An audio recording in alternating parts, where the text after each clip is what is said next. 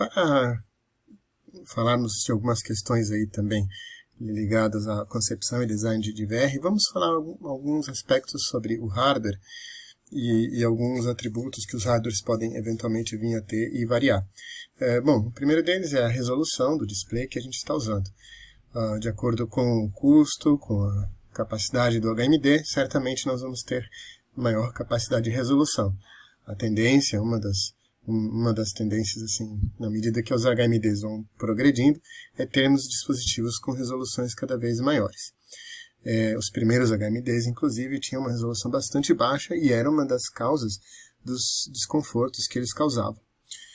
Outro aspecto é a persistência, o que a gente chama de low persistence, é uma característica importante que os displays dos HMDs precisam ter. Basicamente, a persistência é quanto tempo um pixel, quando ele é aceso, ele demora para apagar fisicamente aquela cor, para eventualmente ser acendido de outra cor no frame seguinte. Se esse tempo de permanência do pixel aceso é muito longo, a tendência é as imagens a começarem a ficar borradas, uma vez que a gente vai acender uma cor, aí já vai acender de outra, e aí a frequência temporal faz com que surja um borrão em cima daquela região.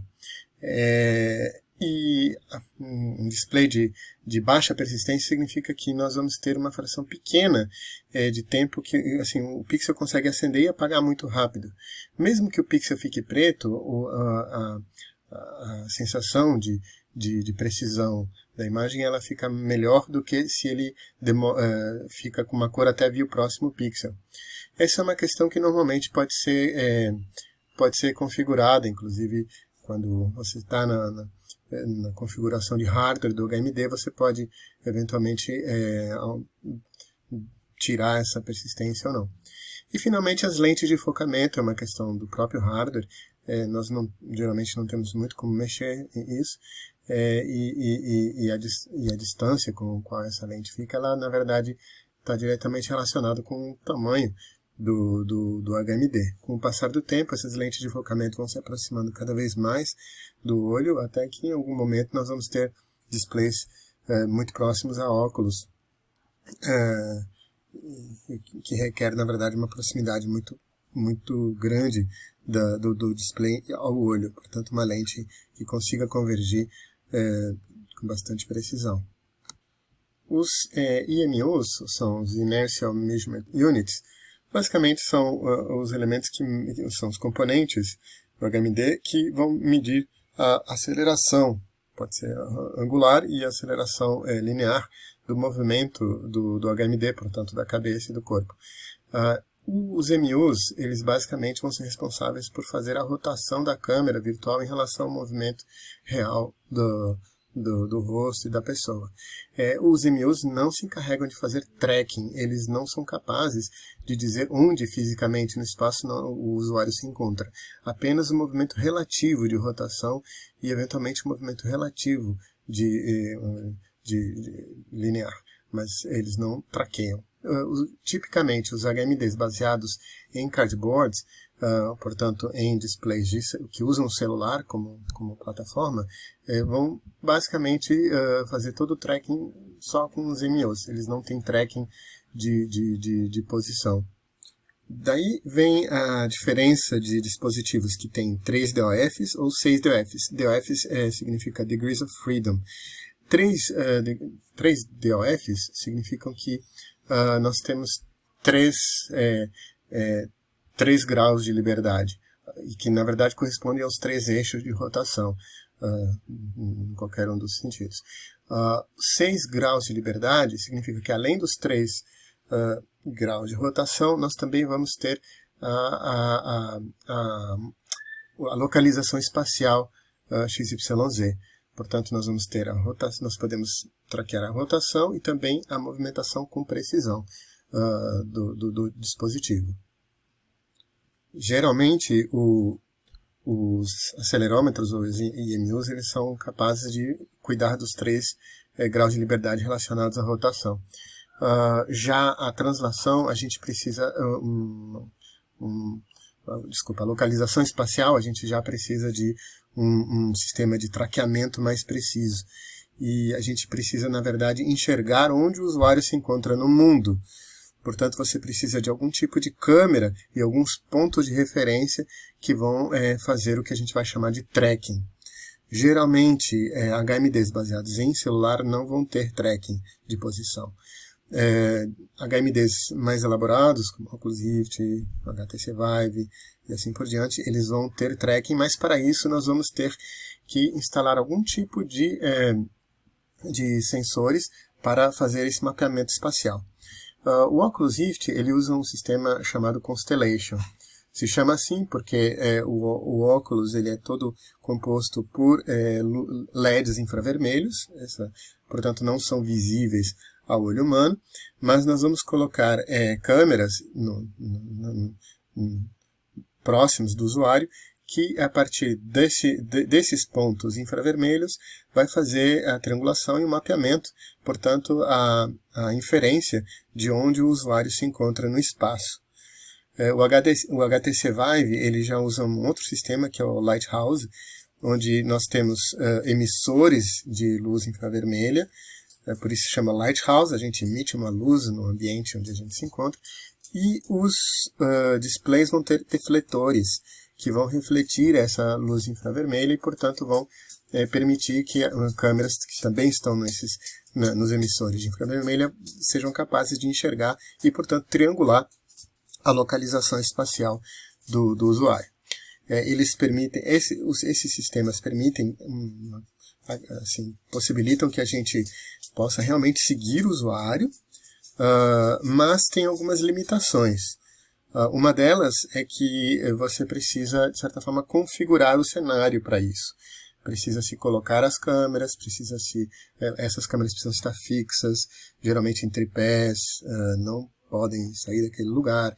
Elas delimitam uma região da qual a gente não pode sair, e normalmente dispositivos não tão caros, eles acabam restringindo a um espaço não muito grande para esse tracking. Geralmente algo em torno aí de 5 a 6 metros de lado, digamos assim, para um retângulo.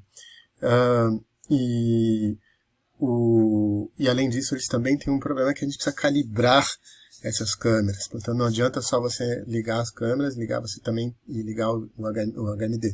Você também vai precisar fazer uma calibração para, basicamente, o sistema saber onde estão localizados esses emissores de infravermelho e essas câmeras. Uma alternativa que está se tornando cada vez mais comum e é bem interessante é o que nós chamamos de Inside-Outside Tracking. Nós invertemos. Nos casos anteriores, a gente está fazendo um outside tracking, no sentido que quem está fazendo o traqueamento é uma câmera externa que diz aonde está a posição daquele HMD, portanto, daquele usuário. No inside-outside, significa que o tracking vai ser feito pelo próprio HMD. Para isso, os HMDs eles colocam várias câmeras espalhadas para todas as direções, como vocês podem ver aqui.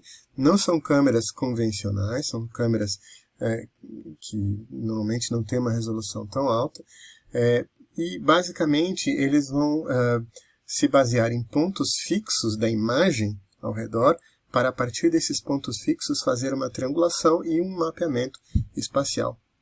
Eles também requerem uma calibração, porque antes de começar você precisa, de certa forma, capturar as imagens estáticas do ambiente onde você se encontra, mas, por outro lado, não precisam de nenhum tipo de câmeras ou dispositivos externos ao HMD para ser instalados no ambiente, portanto, são muito mais práticos de se usar.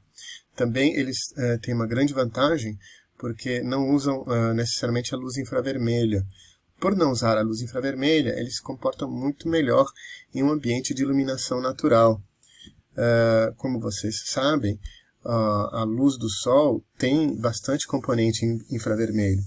E, portanto, quando nós usamos os outros tipos de tracking, como mencionados anteriormente, se a gente usar eles em ambientes abertos, a constelação ou lighthouse vai ser poluída pela iluminação do sol. E isso vai interferir, vai criar ruído no tracking. Os sistemas inside-outside não têm esse problema. Portanto, de fato, são muito mais práticos, muito mais eficientes, e com o tempo, certamente, eles vão se tornar bastante mais comuns. Um dos dispositivos comerciais que já usam o Inside-Outside Tracking é o HTC Vive Cosmo, que tem tido bastante receptividade, até porque ele é muito prático e tem um custo relativamente baixo. Bom, baseado nesses componentes, nós, na verdade, podemos dizer que temos duas classes de HMDs hoje, de Head Mounted Displays. Aqueles baseados em mobiles, em smartphones, e aqueles baseados em desktop. No caso dos mobiles, o processamento é todo feito no celular, portanto o rendering é muito mais limitado, a capacidade gráfica é bastante inferior, mas eles são muito práticos e baratos. Já o de desktop, todo o rendering é feito por fora, no desktop. Eles, portanto, trazem um grande inconveniente, que é você precisa de ter um cabo que conecta o HMD ao desktop, muito embora existam soluções que façam streaming, mas se nós estamos falando de alta resolução, esse streaming eventualmente pode trazer um lag e prejudicar a usabilidade. Bom, os HMDs baseados em mobiles são os low profiles, e eles basicamente só vão ter tracking baseados em EMU, portanto, apenas capazes de entender a rotação nos 3 eixos. E os desktops não, eles vão ter também um EMU, mas ao mesmo tempo eles vão poder ter um traqueamento óptico da posição, portanto permitem uma locomoção e um movimento espacial muito mais livre. São muito mais poderosos, porque a gente pode usar GPUs poderosas, e normalmente os HMDs baseados em desktop vão usar controladores, vão usar bastões, vão usar algum tipo de controle que permite interagir com o mundo de forma um pouquinho mais sofisticada do que com os mobiles, onde a gente não carrega nada na mão, e muito embora alguns dispositivos sim permitam que você tenha um pequeno controle, mas bastante limitado.